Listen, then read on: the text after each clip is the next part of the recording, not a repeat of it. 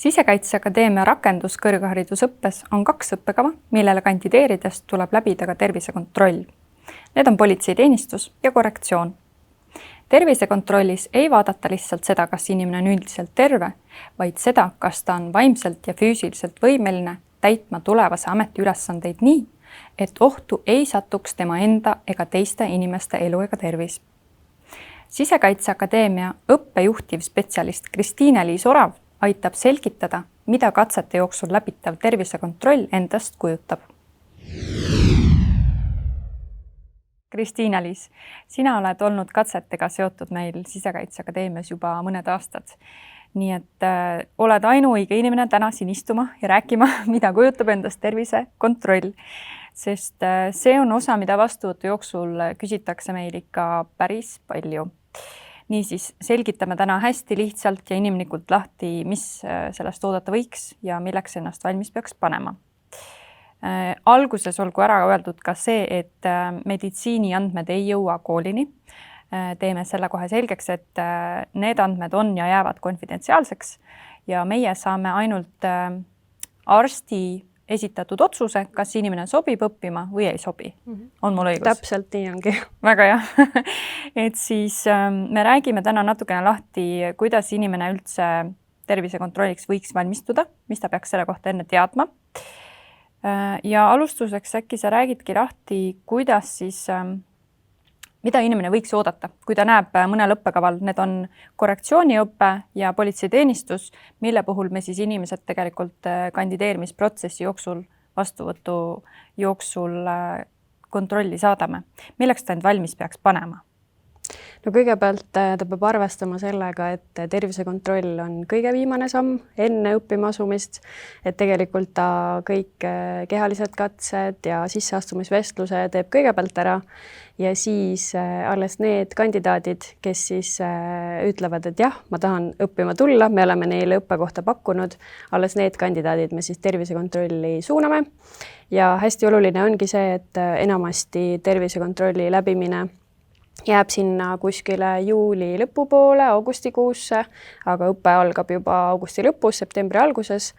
Et nagu ma juba ütlesin, et see viimane samm ja see on hästi oluline, siis ei tasuks kindlasti kandidaadil ka venitada sellega, selles mõttes, et kui ta saab meilt kirja, et tuleb aeg tervisekontrolli broneerida, et ta siis seda teeks võimalikult kiiresti. Ja kui siis ta näiteks käib tervisekontrollis ära ja teda suunatakse veel täiendavalt mingitele uuringutele või eriarsti juurde, et ta ka sellega võimalikult kiiresti tegutseks, et paneks ka sinna aja, et meie saaksime siis need otsused enne õppima asumist ikkagi kenasti kätte. Nii et tegelikult võiks tervisekontrollis käia ära nii kiiresti kui võimalik ja jääda siis ootama neid otsuseid, sest võib-olla on midagi, mis arst tahab, et sa ikkagi veel selgitaksid ja käiksid. Mis see näide on? Kopsuröntgen näiteks? Kopsuröntgen on peaaegu kõikide kandidaatide puhul, jah, et kes ei ole siin lähima minu meelest poole aasta jooksul või isegi lühema aja jooksul käinud röntgenis, et siis nemad kindlasti saadetakse röntgenisse. No seda on hea teada, ehk tuleks ikkagi arvestada sellega, et kui mina käin oma kontrollis ära, siis see ei ole veel see lõplik samm, vaid tegelikult taustal toimub veel asju, et arstid teevad otsuseid, see info jõuab alles koolini ja kool saab alles siis teha edasi. Aga vaimne tervis on tegelikult teema, mida meilt küsitakse põhimõtteliselt igal aastal. See tekitab kandidaatides palju ebakindlust, sest selle kohta ei ole ka palju teada. Mida või kuidas siis tegelikult tervisekontrolli jooksul üldse vaimse tervise vaatest hinnatakse? Kandidaadil tuleb täita vaimse tervise küsimustik ja kontrollis siis ka vaadatakse tervise infosüsteemi andmeid, et mis on see kandidaadi varasem terviselugu. Vajadusel tehakse ka kohapeal mingeid täiendavaid teste või arst küsib võib-olla täiendavaid küsimusi. Ja kui siis leitakse, et ikkagi on mingisuguseid kõhklusi, kahtlusi, siis suunatakse kandidaat võib-olla ka eriarsti juurde, ehk siis kas psühholoogi või psühhiaatri juurde. Aga see kindlasti ei tähenda kohe, et midagi hullu on juhtunud, et pigem ikkagi suunatakse eriarstile selleks, et oleks kindlus, et kõik on korras. Kas politseiõppe ja korrektsiooniõppe vaatest on ka mingisugused erisused, millega kandidaat peaks arvestama? Politseiõppele on mõnevõrra rangemad tingimused, ehk siis ütleme nii, et kui korrektsiooniõppesse näiteks kandidaat mingitel põhjustel ei sobi, siis tõenäoliselt, just tervise põhjustel, siis tõenäoliselt ta politseisse ka paraku ei sobi. Näiteks on politseis siis suuremad nõudmised südame-vereringesüsteemi seisundile ja näiteks nägemisele, kuulmisele ja juba mainitud vaimsele tervisele ka. Kui palju üldse pannakse rõhku füüsilisele tervisele ja kui palju vaimsele? On meil teada, kuidas see kontroll enam-vähem välja näeb? Selles mõttes füüsiline võib-olla tundub justkui, et pandaks rohkem rõhku, kui tehakse igasugu, vereanalüüse ja nii-öelda mõõdetavaid teste, aga füüsiline on samuti väga oluline ja võib-olla see füüsiline pool väljendub rohkem juba siis, kui nagu töötatakse, et iga-aastaselt tuleb kehalisi katseid läbida, et ikkagi nii siis õppur kui ka siis, kui lõpuks asutakse tööle, isik peab olema heas füüsilises vormis. Aga vaimne pool on seal, ma ütleks, et sama oluline, et ikkagi peab ju olema suuteline nii-öelda sellist vaimset pinget taluma. Nii et kontrollis ka selles mõttes tehakse ikkagi selgeks mõlemad pooled, et nad vastaksid tingimustele. Ehk siis tegelikult ei ole see tervisekontrolli eesmärk kedagi kuskilt vahele võtta või kiusata, vaid ikkagi arst püüab veenduda, et kas see, mis on seaduses ette nähtud, missugustele nõuetele keegi peab vastama, kas ta päriselt siis selle pinge ja nende ootamatustega näiteks oma mingisuguse ärevusseisundiga tuleb toime või mitte. Ja, et just tervisekontrollis peakski mõtlema kui sellest nii-öelda vahepunktist, et nii, ma olen nüüd kõik katsed asjad ära teinud, aga et kas minu terviseseisund on piisavalt hea, et ma nüüd hilisemas töös ja ka õpingute jooksul saaksin kõikide ülesannetega hakkama. Et hea selline mõte võib-olla, mida siin meeles pidada ongi see, et abivajajat ei saa aidata see inimene, kes ise vajab abi. Täpselt nii. Aga lähme nende küsimuste juurde, mis meile täna on esitatud ja kui sinul vaatajana on veel küsimusi, siis kirjuta meile siia alla ja me püüame nendele kiirelt vastused anda. Aga meil on tänaseks küsitud väga palju prillide ja kontaktläätsede kohta. Kas need takistavad, kui oluline on hoopis nägemus, terevus korrigeeritult või ütleme siis, kui halbu nägemine tegelikult võib olla ka nende abivahenditega, et ma ikkagi politseiõppesse või korrektsiooniõppesse sobiksin? Mõlemal õppekaval iseenesest prillid ja läätsed takistuseks ei ole, ja just kontrollitakse ka nägemist peamiselt siis, kui on prillid või läätsed, et siis nendega koos kontrollitakse, et kui hea see nägemisterevus on. Korrektsiooni puhul peab siis ühes silmas olema see nägemisteravus vähemalt 0,6, aga samas siin on ka teise silma teravus nii-öelda on ka natuke oluline, et samal ajal ei tohi siis teises silmas olla kehvem see teravus ja ei tohi olla 0,4 olla. Ja politseiteenistuses tehakse veel siis ka eraldi on tingimused lähedale vaatamisel ja kaugele vaatamisel. Et kui siis politseiteenistuses kantakse prille või läätsesid, siis lähedale vaatamise testis peab nägemisterevus olema vähemalt 0,8. Aga kui siis see test tehakse ilma prillide ja läätsedeta, siis peab olema vähemalt 0,2 see nägemisterevus. Ja kaugele vaadates peab siis kindlasti mõlema silmaga koos nägema 100%, kui prille ja läätsesi kantakse. Ja ilma abivahenditeta ei tohi siis kummagi silma nägemisteravus olla alla 0,05. Sellised üsna detailne kirjeldus, aga selles mõttes oluline. Kas värvipimedus või mõni muu nägemise eripära võib saada takistuseks? Paraku küll mõlema õppekava puhul on takistusi, kui näiteks hämaras on nägemise häireid või ongi värvipimedus, aga politseiteenistusel võib mingite kergemate värvitajuhäiretega saada asuda õppima, aga kindlasti on vajalik silmaarsti konsultatsioon. Aga kuidas on kuulmisega? Kuulmise puhul lähtutakse tervisekontrollis just abivahenditeta kuulmisest ja peab olema üsna hea kuulmine, ehk siis peab üsna vaiksed helid ära kuulma. et korrektsiooniõppekaval on siis nõutud, et ühest kõrvast kuuleks ära vähemalt 30 detsibellised helid ja teisest 40 detsibellised helid, aga seda kuulmist tehakse erinevate sageduste pealt, seda testi, et see natukene sealt ka erineb. Ja politseiteenistuse õppekaval peab siis olema sellest veidike parem kuulmine ja isegi mõlema kõrvaga peab ära kuulma 25 detsibellised helid. Et võrdluseks siia, et näiteks kella tiksumine on 20 detsibelli. No ikka peab olema päris hea kuulimine ilma, et keegi sulle varba peale astuks. Aga kui me vaatame nüüd seda füüsilisemat koormust, taluvust ja vererõhku, hingamist, südant, kui palju siis seda tervisekontrollis vaadatakse?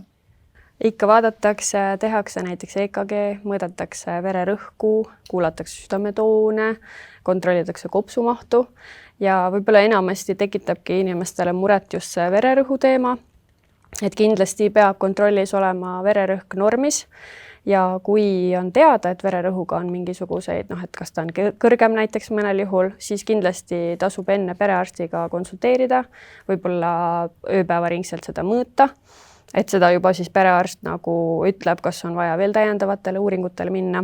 Aga kui kõrge vererõhk ei ole püsiv või kui ka näiteks võetakse rohtu ja see on kenasti kontrolli all, siis mingiks takistuseks iseenesest ei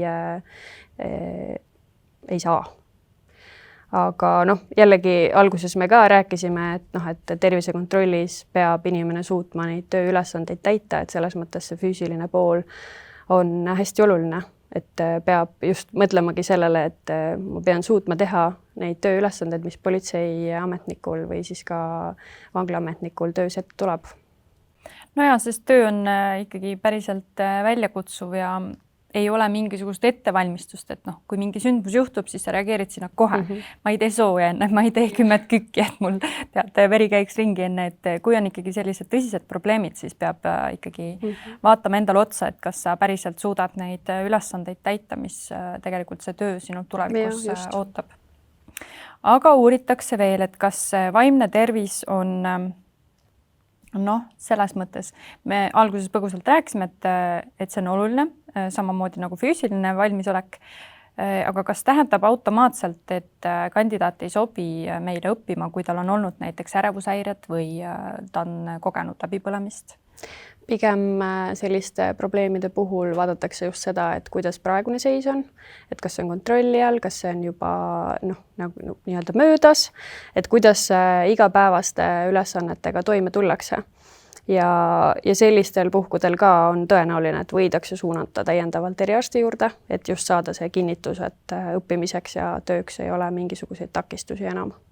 Noored on tundnud muret, et kui nad on käinud kunagi psühholoogi või psühhiaatri vastuvõtul ja see on nende haigusloost ju arstile ikkagi näha, et kas see on automaatselt selline punane lipp, siit edasi ei saa või on ikkagi mingisugused võimalused veel avatud?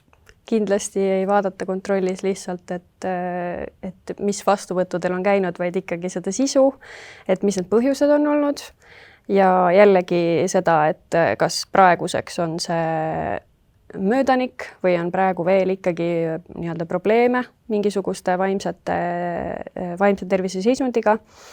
Aga tegelikult võib ka ju kandidaat enne, kui ta kandideerib, näiteks, et ta ongi kunagi psühholoogi või psühhiaatri juures käinud, ta võib uuesti psühholoogi või psühhiaatri juurde minna ja küsida ka näiteks enne juba kandideerimist kirjalikku hinnangut, et kas sellisele õppekavale või sellisesse valdkonda tööle asumine oleks tema jaoks sobiv või mitte. Et see lihtsalt kiirendaks meie mõistes ka seda tervisekontrolli aega, eks ole, et mis ta algusest kuni otsuseni lõpuks siis teekond on. Ja temale endale ka ilmselt selgus siis, et kas on see siht mõistlik. Aga uuritakse veel seda, et kui on mõni krooniline tervisemure näiteks, mis on ravimitega kontrolli all, kas see võiks mingis mõttes olla takistuseks? No enamasti, kui on krooniline tervisemure, aga see on ravimitega hästi kontrolli alla saadud, siis ei ole takistusi kandideerimisel. Näiteks politseiteenistusest selline näide, et ka epilepsiaga on võimalik kandideerida, kui siis viimase 5 aasta jooksul ei ole ühtegi hoogu olnud ja kõik ravimid kenasti seda kontrolli all hoiavad. aga noh, lõpuks ikkagi kõik see sõltub inimese sellist isiklikust tervislikust seisundist ja võib olla vajalik eriarsti kinnitus ikkagi jälle. Aga mõned spordivigastused, nikastused, seljaprobleemid uuritakse ka ülekaalu kohta muide. Siinkohal tuleb siiski lugeda sõnad peale, et mõlemal õppekaval on ette nähtud see tervisekontroll ja füüsilised katsed, mis ei ole ühekordsed, sest neid katseid tuleb näiteks iga aasta korrata ka ametis töötades. Just. Need ei ole sellised, et ma korra teen ära ja siis lasen oma tervise käest. Et mis sa selle kohta oskaksid kosta meile?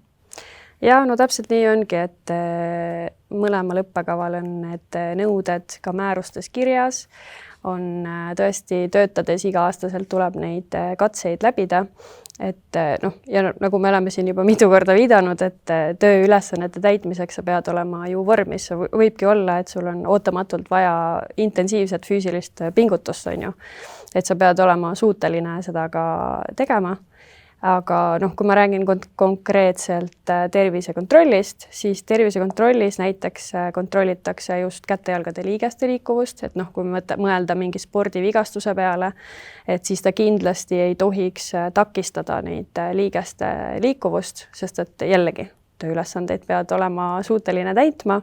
Noh, näiteks võtame kas või selle, et sa pead olema suuteline relva käsitsema, pead ta saama vöö pealt kätte ja kasutada, et ja. Aga kui arst suunab siis selle tervisekontrolli käigus kuskile lisauuringule, kas see tähendab, et siis on kohe mingisugune suurem jama? Kindlasti seda see ei tähenda, et enamasti tervisekontrolli arst saab sellise üldise ülevaatuse teha ja kui on mõni väga spetsiifiline seisund, et siis tavaliselt suunatakse eriarsti konsultatsioonile, et olla just kindel, et isikuga on kõik korras, et meil ei ole mingit põhjust arvata, et ta ei saaks näiteks töötamisel või õppides hakkama. Kas on olemas ka mõned sellised nii-öelda vaidlustatavad, see on halb sõna, aga sellised mustvalged välistused või on sellist halli ala ka olemas, et on midagi, mis noh, paberi peal võib olla justkui välistuste all kirjas, eks ole, mingisugune seisund, aga tegelikkuses tuleb välja, et saab edukalt hakkama küll. No kindlasti on selliseid seisundid, mille puhul on väga selge, et ei saa edasi kandideerida, ei saa õppima asuda, ei saa tööle asuda. Aga noh, jällegi igat kandidaati vaadatakse tervikuna, vaadatakse varasemat terviselugu, vaadatakse praegust olukorda. Aga siin juhul jah, selles mõttes jällegi ma soovitaksin tutvuda määrustega, kus siis need nõuded on kirjas ja mõlema õppekava juures on siis eraldi määrused. Need on ka meie kodulehelt leitavad, õppekava lehel sisseastumise all on siis need toodud ja mõlemas määruses on selline tore lisa, kus on siis ära nimetatud kõik sellised takistavad terviseseisundid ja seal on siis ära märgitud, et mis on absoluutse vastunäidustusega, ehk siis kui see esineb, siis kindlasti töötada ega õppida ei saa sellel õppekaval, aga on ka siis selliseid, mis on suhtelise vastunäidustusega ja need enamasti on siis need, mille puhul suunataksegi täiendavalt eriarsti konsultatsiooni ja eriarst siis juba otsustab, et kas selle isiku selle seisundiga on võimalik õppima ja tööle asuda või mitte. Et see hall ala jääb sinna selle suhtelise vastunäidustuse juurde siis. Olgu ära öeldud ka see, et me paneme need otselingid veel ka siia video juurde alla, kui keegi neid taga otsib ja meie kodulehelt ei ole leidnud. Aga uuritakse ka seda, kas komisjon või arst, ehk siis katsete vaates, kas arst otsib pigem põhjuseid, miks inimest mitte vastu võtta? Ei, arst vaatab, mis on määruses toodud nõuded ja mis on siis selle isiku terviseseisund, võrdleb neid ja vaatab, kas inimene nendele tingimustele või nõuetele vastab või mitte. Et eesmärk ongi ju see, et olla kindel, et see inimene saab õppides, saab tööl hakkama nende tööülesannetega, et tal ei tekiks mingisuguseid takistusi. Mis oleks sinu poolt see üks soovitus, mis annaksid neile inimestele, kes täna on kandideerimas ja tahaksid tulla näiteks korrektsiooni või politseiteenistuse õppesse ja näevad, et seal on tervisekontroll vaja läbida, et kuidas nad kõige paremini selleks valmis saaksid olla, et oma ebakindlust vähendada? Ma arvan, et ebakindlus enamasti tekibki just teadmatusest, ehk siis kindlasti tasub needsamad, mis sinna video alla lingitakse, nende määrustega tutvuda, nende nõuetega tutvuda ja tegelikult nendes määrustes on ka üsna hästi lahti kirjeldatud, et kuidas see tervisekontroll välja näeb. Et kõik see endale selgeks teha ja siis on juba, ma arvan, julgem ka tervisekontrolli tulla ja julgem ka juba kandideerida.